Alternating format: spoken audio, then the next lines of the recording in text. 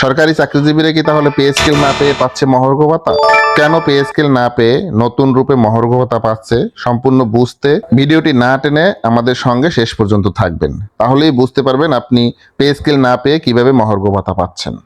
সর্বশেষ pay scale দিয়েছিল 2015 সালে। দীর্ঘ 11 বছর পর আবার পে স্কেল সরকার দিতে চাচ্ছে। দীর্ঘ 11 বছর সরকারি চাকরিজীবীদের আন্দোলন এবং চাপের মুখে সরকার 2026 সালে পে স্কেল দিচ্ছে, কিন্তু তাও একসাথে না, ধাপে ধাপে দিবে, অর্থাৎ 3টে ধাপে দিবে। 2025-26 অর্থ বছরে দিবে 50% বেসিক, এবং 26 এবং 27 অর্থ বছরে দিবে বাকি 50% বেসিক। মোট 100% দিবে 2টে ধাপে।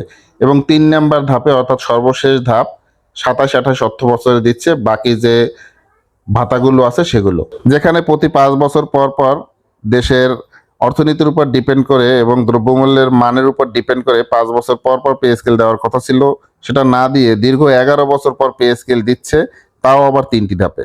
দ্রব্যমূল্যের দাম এবং দেশের অর্থনৈতিক অবস্থার উপর ডিপেন্ড করে 5 বছর পর পর পে স্কেল দেওয়ার কথা ছিল। যদি পে স্কেল না দিতে পারে সেক্ষেত্রে মহার্ঘ ভাতা দেওয়ার কথা, কিন্তু সেই মহার্ঘ ভাতাটাও না দিয়ে একটা বিশেষ প্রণোদনা ভাতা দেয়, যেটা 5% বা 1000 টাকা সর্বনিম্ন, এবং সেটাকে পরবর্তীতে পরিবর্তন করার পরে করা হয়েছিল 15%। নতুন সরকার গঠন করার পর সরকারি চাকরিজীবীদের আন্দোলন এবং দাবি তোলার কারণে তাদেরকে এখন পে স্কেলটা দিতে চাচ্ছে। যেহেতু দীর্ঘদিন হয়ে গেছে, 5 বছরের জায়গায় 11 বছর, সেহেতু সরকার দিতে চাচ্ছে, কিন্তু সেটাকে 3টে ধাপে দিতে চাচ্ছে। সেক্ষেত্রে প্রথম ধাপটা 25-26 অর্থ বছরে 50% দিতে চাচ্ছে বেসিকের হিসাবটা আমি এর আগে 2টা ভিডিওতে দেখিয়েছি, আপনারা চাইলে বেসিকের হিসাবটা দেখতে পারেন।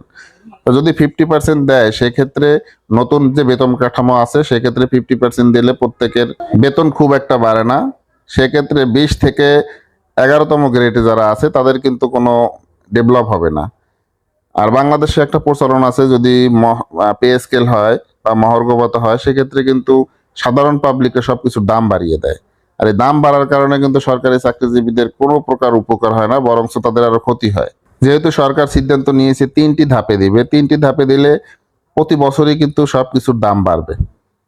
আর এই দাম বাড়ার কারণে কিন্তু সরকারি যে চাকরিজীবীরা আছে তারা আগে যে যতটুকু অবস্থায় ছিল তার সাথে এখন আরো খারাপ অবস্থায় যাবে। এর উপরে বিশেষ প্রণোদনার যে 15% আছে সেই 15%ও কিন্তু সরকার বাদ দিয়ে দিবে। সেক্ষেত্রে 50%-এর জায়গা থেকে যদি 15% কমিয়ে দেন সেক্ষেত্রে মাত্র 35% বেতন বাড়বে, তাও কিন্তু বেসিকটা বাড়বে। বিভিন্ন ভাতা যেগুলো আছে ভাতাগুলো কিন্তু আরো 2 বছর পর, অর্থাৎ সর্বশেষ ধাপ 3য় ধাপে গিয়ে ভাতাগুলো বাড়বে। বিগত বছরগুলো যদি আমরা রিসার্চ করি আমরা দেখব যে 5 বছর পর পর যদি সরকার পে স্কেল দিতে না পারতো সেক্ষেত্রে মহার্ঘ ভাতা দিত, আর মহার্ঘ ভাতাটা দিত 20%, বেসিকের 20%।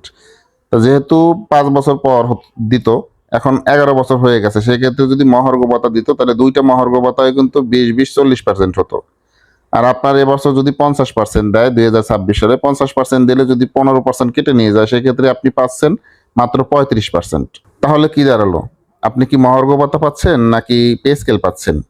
আপনি যদি একটু ঘুরিয়ে ফিরিয়ে দেখেন তাহলে কিন্তু আপনি পে স্কেল না পেয়ে মহার্ঘ ভাতা পাচ্ছেন, শুধুমাত্র নামটা পরিবর্তন যে পে স্কেল পাচ্ছেন। তার মানে কি হলো?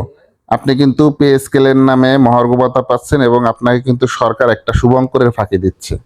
আপনিও যদি আমার যুক্তির সাথে একমত হয়ে থাকেন তাহলে অবশ্যই ভিডিওতে একটি লাইক দিন, আর পরবর্তীতে এ ধরনের আরো ভিডিওগুলো পেতে অবশ্যই চ্যানেলটি সাবস্ক্রাইব করে পাশে থাকা বেল আইকন অন করে দিবেন।